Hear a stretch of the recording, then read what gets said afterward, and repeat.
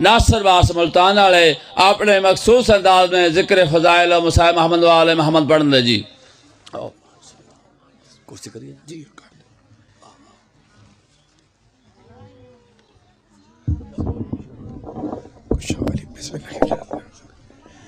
اعوذ باللہ من الشیطان اللعین الرجیم بسم اللہ الرحمن الرحیم الحمدللہ رب العالمین والصلاة والسلام علی سید الانبیاء والمرسلین خاتم لما سبق والفاتح لمن غلق المعلن الحق بالحق ابی القاسم محمد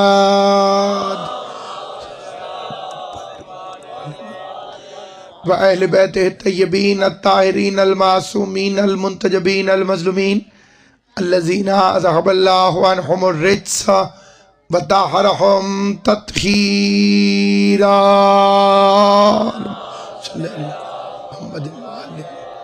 وَلَعْنَةُ اللَّهِ عَلَىٰ أَعْدَائِهِمْ أَجْمَعِينَ أَمَّا بَعْدُ قَالَ سُبْحَانَهُ وَتَعَالَىٰ فِي كِتَابِهِ الْمُبِينِ بسم اللہ الرحمن الرحیم وَمَا أَرْسَلْنَاكَ إِلَّا رَحْمَةً لِلْعَالَمِينَ صلوات بر محمد وآل محمد۔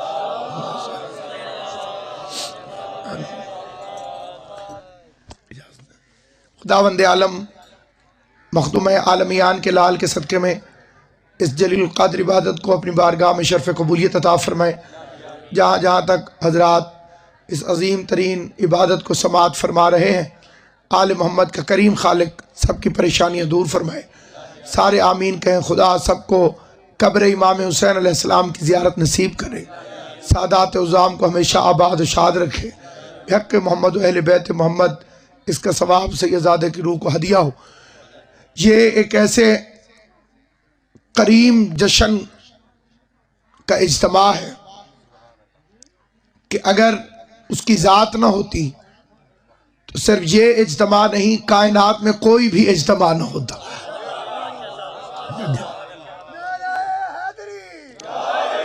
اور یہ ربیع الاول کی خوشیاں محرم کی محنتوں کا نتیجہ، وہ جو محرم میں فرزند رسول نے محنت کی تھی اس کے نتیجے کے طور پر مسجدوں میں چراغاں ہو گیا۔ اگر محرم کے آنسو نہ ہوتے تو ربیع الاول کی خوشیاں نہ ہوتی۔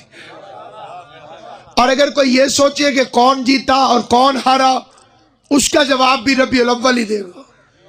اگر مسجدوں میں یزید کے دادے کی نعتیں پڑھی جائیں تو یزید جیت گیا، اور اگر حسین کے نانے کی نعتیں پڑھی جائیں تو حسین جیت گیا۔ اور حسین کے چاہنے والے، حسین کے ماتمی، حسین کے عزادار یہ جشن منا کر دنیا کو پیغام دیتے ہیں کہ رونے کا سلیقہ بھی ہمیں آتا ہے اور ہنسنے کی تمیز بھی ہمیں۔ میرا آپ حضرات سے یہ خطاب اور یہ گفتگو مختصر ہے کہ مجھے شہداء کے چہلوں میں راولپنڈی پہنچنا ہے، لیکن میں جو بات عرض کرنا چاہتا ہوں اس کے لیے بڑی توجہ چاہتا ہوں کہ میرے پیغمبر کا ٹائٹل ہے قرآن میں رحمت للعالمین۔ اللہ رحمان الرحیم، نبی رحمت للعالمین، اور مولوی دہشت گرد۔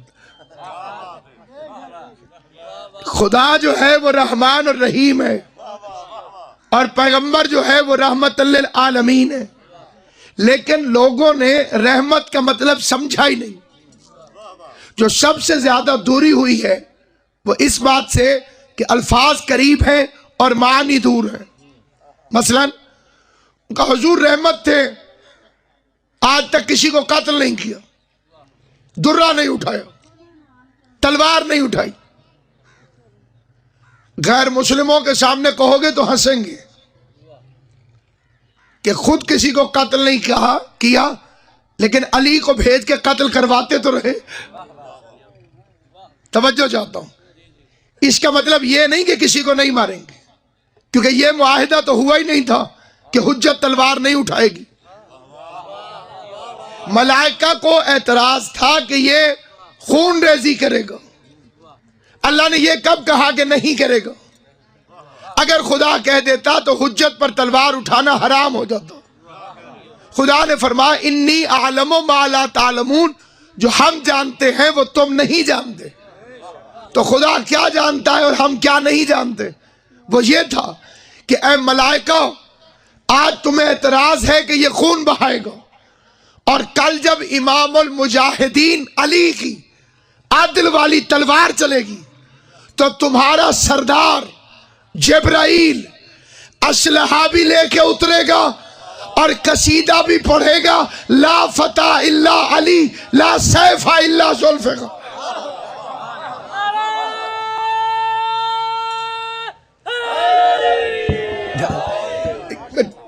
جن ملائکہ کو خون ریزی پر اعتراض تھا انہی کا سردار ذوالفقار لے کر نازل ہوا.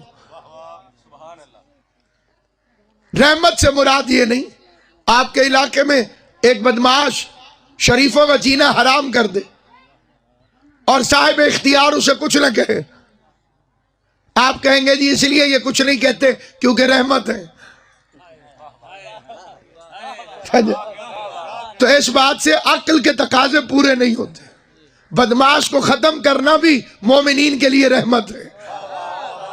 توجہ ہے یا نہیں؟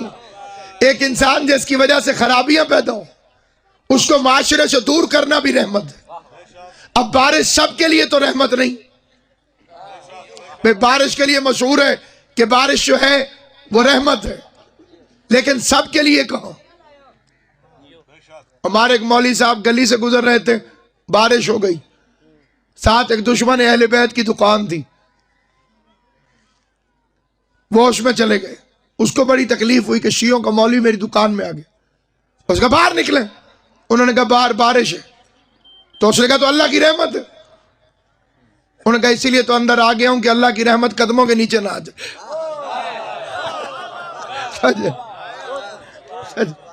اللہ کی رحمت قدموں کے نیچے نہ آ. بارش ہر ایک کے لیے رحمت نہیں. جشن ہے تو بڑی مشہور مثال ہے، ایک آدمی کی 2 بیٹیاں تھیں، ایک کسانوں کے گھر بھی آئی گئی، دوسری کمہاروں کے گھر.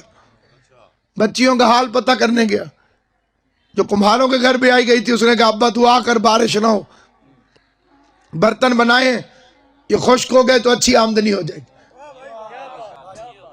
وہاں سے وہ دوسری بیٹی کو ملنے گیا جو کسانوں کے گھر بھی آئی گئی تھی. اس نے کہا ابا دعا کر بارش ہو جائے، ہماری فصلوں کو بڑی شدید ضرورت. اب ایک کے لیے رحمت، دوسرے کے لیے زحمت. اب جو یہ کائنات میں کہتے ہیں کہ مصطفیٰ نے کبھی کسی کو نہیں مارا، مصطفیٰ رحمت تھے اس لیے کسی کو قتل نہیں کیا، مصطفیٰ رحمت تھے اس لیے تلوار نہیں اٹھائی، میں مذہب اہل بیت کے ممبر سے ادنا سا ذاکر حسین ہونے کی حیثیت میں بآواز بلند انہیں بتاتا ہوں کہ نبی تلوار تو تب اٹھاتے اگر علی اٹھانے دیتے. علی نے کسی کو نبی تک پہنچنے ہی نہیں دیا.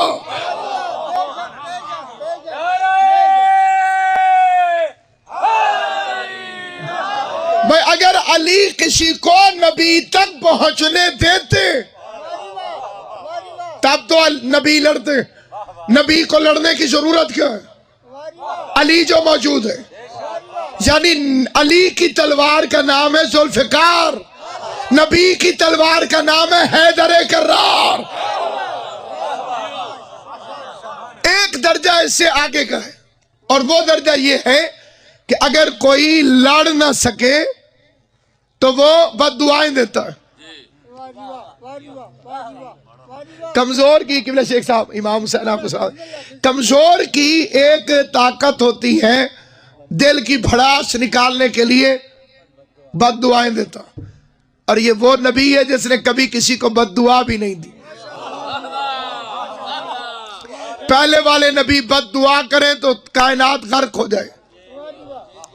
کسی نے پانی میں ڈبو دیا، کسی نے پتھروں میں پرو دیا. مصطفیٰ نے بد دعا کیوں نہیں کی؟ اس کا بھی جاہلانہ جواب دیا جاتا ہے کیونکہ رحمت ہے. تو جو پہلے نبی تھے وہ کیا تھے؟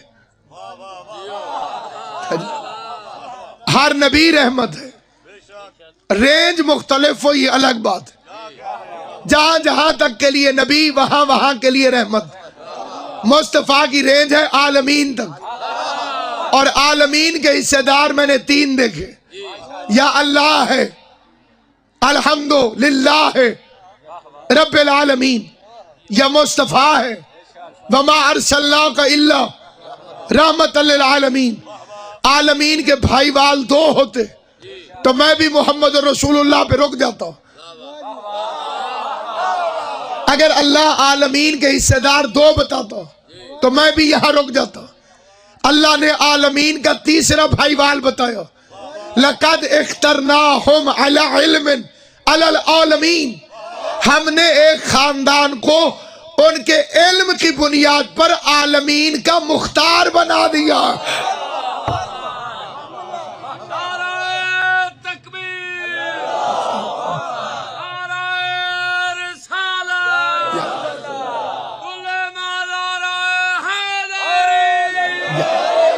اور ہم مرحبا، توجہ ہے، ہم نے عالمین کا مختار بنا دیا، اور ہم کا لفظ گواہ ہے کہ جمع کا صیغہ ہے۔ لوگوں نے الیکشن سے بنائے لیکن ہر خاندان سے ایک ایک، کیونکہ خاندانوں میں ایک ہی ہوتا ہے۔ غالب کو بھی کہنا پڑا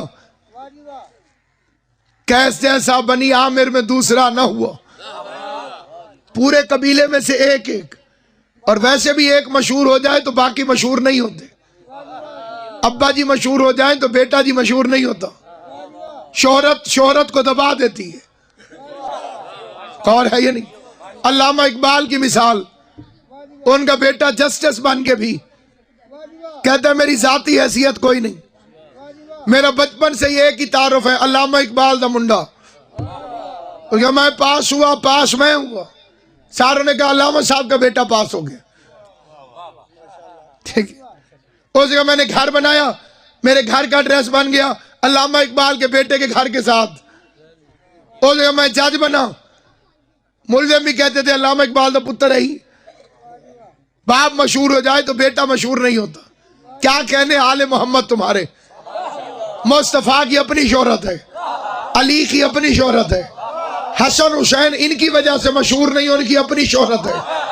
حد ہو گئی ہے، ان کی قبروں کی شہرت بھی کسی کے ساتھ ہونے کی وجہ سے نہیں۔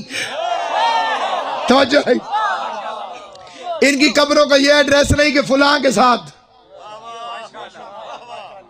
اس طرح سے اگر کوئی دفن ہوتا تو گمنام ہو جاتا۔ یہ جنگل میں گئے تو محلہ بنا دیا، مشہد میں گئے تو مقدس بنا دیا، کاظمین میں گئے تو شریفین بنا دیا، نجف میں گئے تو اشرف ہو گیا۔ یہ شہرت میں کسی کے محتاج نہیں۔ وما ارسلناک الا رحمت للعالمین۔ کیوں بد دعا نہیں کی؟ پہلے یہ وجہ سمجھیے کہ جنہوں نے بد دعا کی انہوں نے کیوں کی۔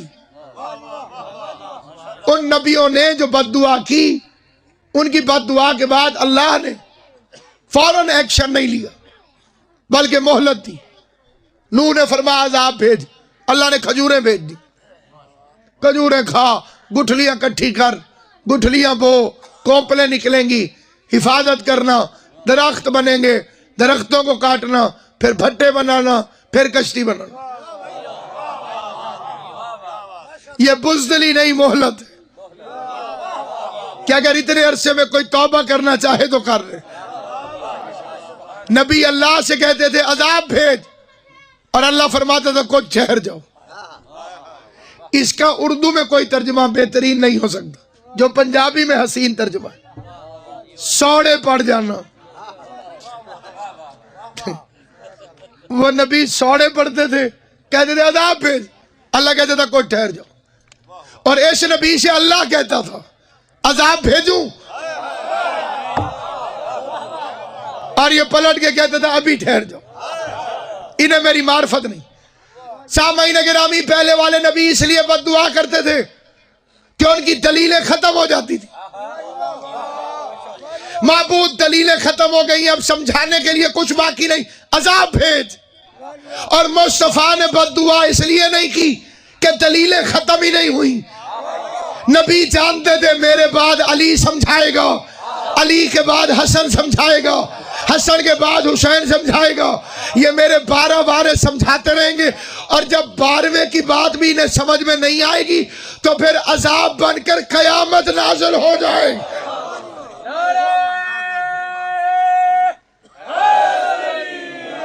یعنی جتنا بڑا نبی اتنا بڑا عذاب۔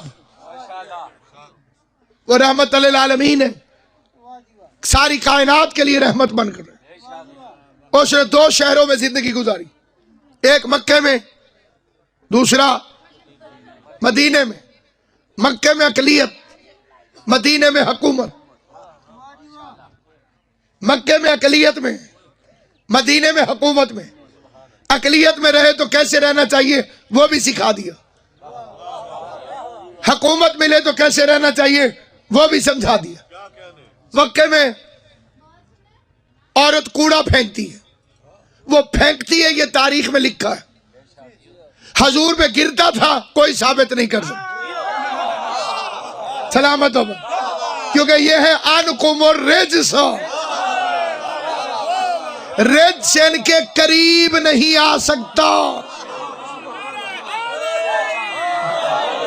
لہذا ایک صاحب عقیدہ جلیل القدر عالم دین، جن کی حیثیت میرے جیسے طالب علم کے لیے اساتذہ کسی تھی، قبلہ رائے مہدی رحمت اللہ علیہ کے فردان تشریف فرمائے، میں قبلہ کی سرپرستی میں یہ ایک فکر عرض کرنا چاہتا ہوں۔ یہ بات جاہل مولویوں نے، ہماروں نے بھی لکھا ہے کہ عمر ابن عبد ود نے مولا علی کے چہرے پر معاذ اللہ لعاب دہن پھینک دیا۔ یہ ایسی جاہلانہ روایت ہے کہ میں بچوں کو بھی اس کی حقیقت بتاؤں تو ہنس پڑے۔ کسی حکیم سے پوچھو، کسی دانا سے پوچھو، کسی صاحب علم سے پوچھو، موت اتنی سخت چیز ہے جو منہ کو خشک کر دیتی ہے۔ سمجھے؟ موت کا تصور منہ کو خشک کر دیتا۔ جس کے سینے پہ علی تھا اس کے منہ میں لعاب دہن آیا کہاں سے؟ یہ جاہلوں کا فکرہ ہے جو غیروں نے کہا اور اپنے بھی لکیر کے فقیر بن گئے، اور انہوں نے اسی کو بیان کرنا شروع کر دیا۔ یہ معجزہ بھی خداوند کبھی دکھاتا ہے کہ آسمان پہ تھوکو تو منہ پہ آتا ہے۔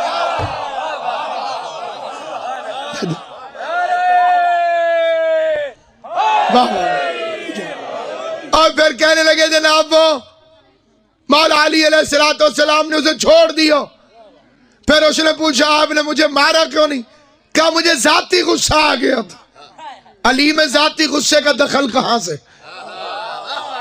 یہ لفظ ہی قرآن کے خلاف ہے۔ وَمَا تَشَاءُونَ إِلَّا أَن يَشَاءَ اللَّهُ۔ اللہ کہتے تم وہ چاہتے ہو جو میں چاہتا ہوں۔ مشیت اللہ کا ذاتی غصہ کہاں سے آ گیا؟ جو ہو ہی اللہ کی مشیت، جو ہو ہی اللہ کی سوچ، جو ہو ہی اللہ کی تدبیر، جو ہو ہی اللہ کی طاقت، جو ہو ہی اللہ کی خواہش، ان میں ذاتی عمل کا دخل کہاں سے آ گیا؟ یعنی یہ کہنا چاہتے ہو کہ علی کا سوچنا اور ہے، خدا کا سوچنا اور، پھر علی مشیت اللہ کیسے؟ اس لیے سامعین گرامی قدر، وہ کوڑا پھینکتی تھی، یہ حقیقت ہے، حضور پر نہیں گرتا تھا، یہ قرآن ہے۔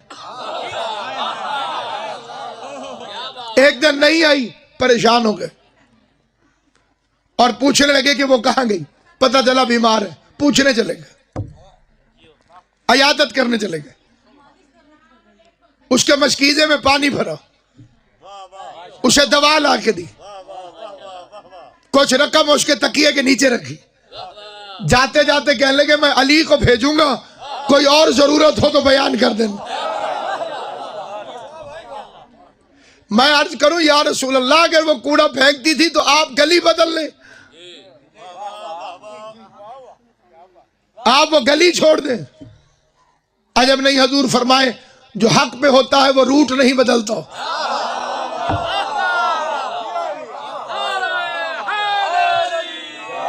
میں گلی چھوڑ دوں،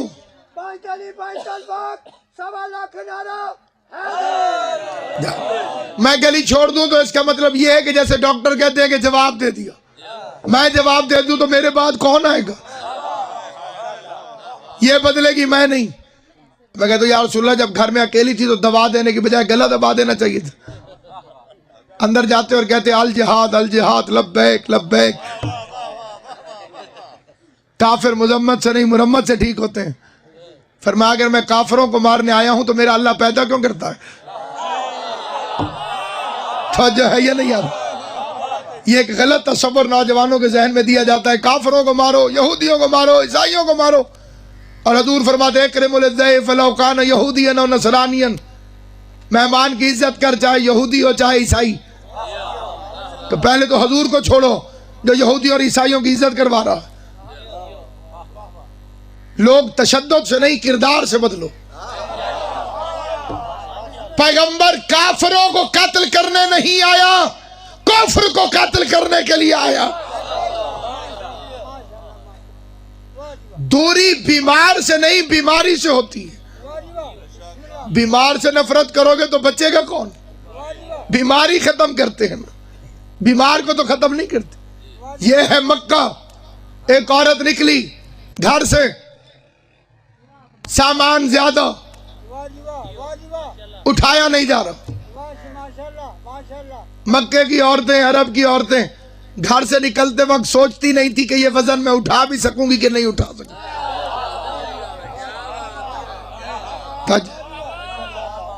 ضرورت سے زیادہ وزن اٹھا کے چل پڑی. آقا نامدار سے ملاقات ہوئی. سید عرب و عجم نے فرمایا اپنا سامان مجھے دے دے. کیا کہنے مدینے والے سیدوں، عورتیں گھر سے نکل خود آتی تھی اور واپس گھر پہنچا سید آتے تھے.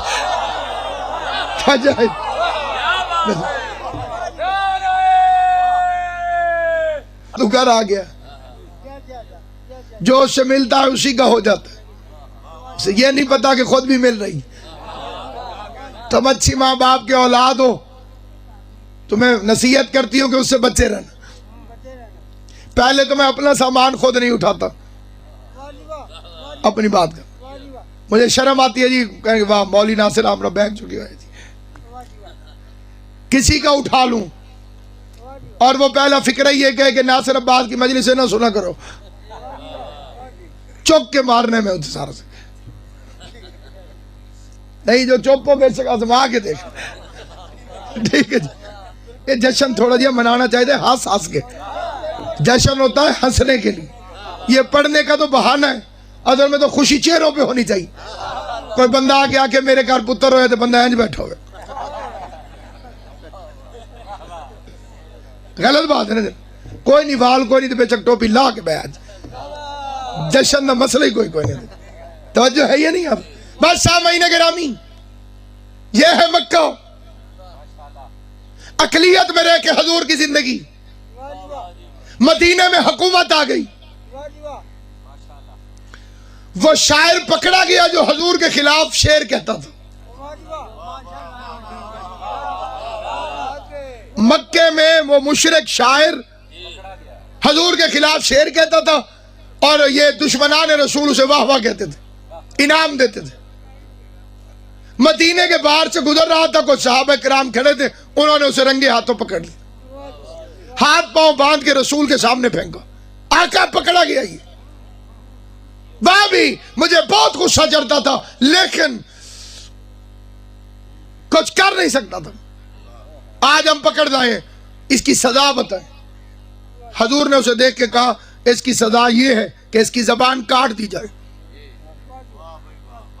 بڑے بڑے بزرگ آگے بڑے. حضور نے فرمایا تم بھی نہیں، تم بھی نہیں، تم بھی نہیں. علی کہاں ہے؟ حکیم صاحب علی نے کہا لبیک. علی تم اس کی زبان کاٹ دو. تاریخ کانپنے لگی. یہ وہی ہے جو مکے میں پتھر مارنے والوں کو دعا دیتا تھا،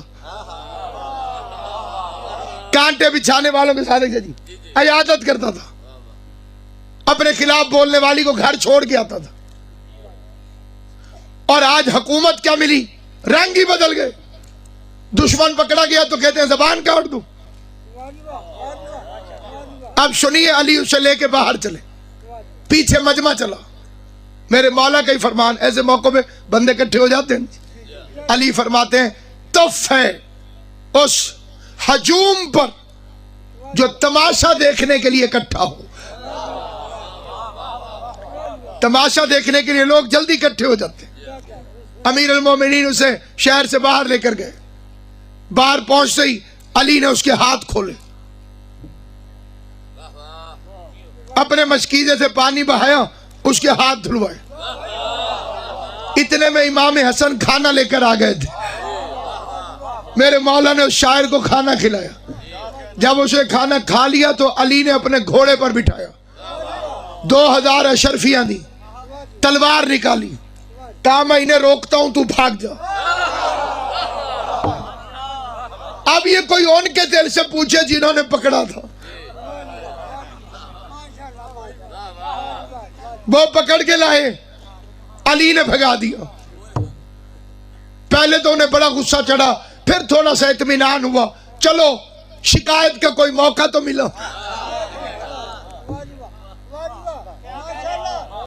मस्जिद में आए शिकायत लगाने, या रसूल अल्लाह, आज अली ने गजब कर दिया। आप ऐसे ही हर वक्त अली के फजाइल पढ़ते, अली मेरा भाई है, अली मेरा वारिस है, अली मेरा वसी है। देखिए अली ने क्या किया। पैगंबर ने पूछा क्या किया? तो आपने कहा था ज़बान काट दो, अली ने छोड़ दिया। खाना भी खिलाया, दूसरा बोला घोड़ा भी दिया, और एक बोला पैसे भी दिए। पैगंबर के चेहरे पे तबस्सुम आया, फरमा अली मेरी बात समझ गए, तुम मेरी बात नहीं समझे। और चुप करके हुजूर के सामने कौन बोले? फिर घर गए तो वहां भी कौन बोले? घर जाके उन्होंने बात सुनाई, बस बेचारे पेशी में आ गए। तुम भी हर वक्त चुप रहते हो। हुजूर ने कहा था कि जबान काट दो, इसका और क्या मतलब होता है? जो अली को समझ आया और तुम्हें समझ नहीं आया। जबान काटने का ये मतलब है कि खाना खिलाओ, घोड़ा दो, पैसे दो, भगा दो। खैरत करो, जाओ रसूल खुदा से पूछो कि असली बात क्या है, हमें भी समझाएं जो अली को समझ आया। रात बेचारों ने बड़ी मुश्किल से काटी।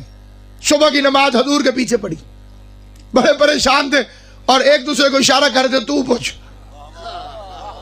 और दूसरा कह रहे थे तू पूछ।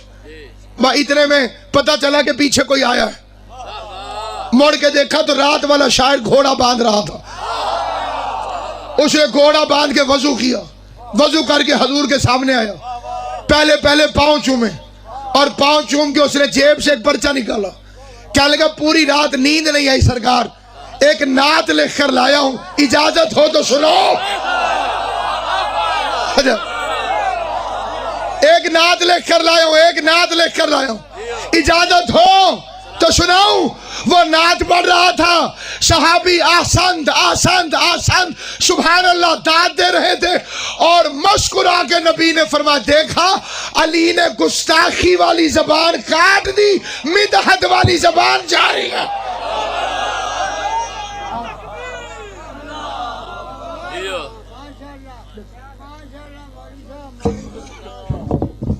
सदात इमाम तशरीफ रख खतीब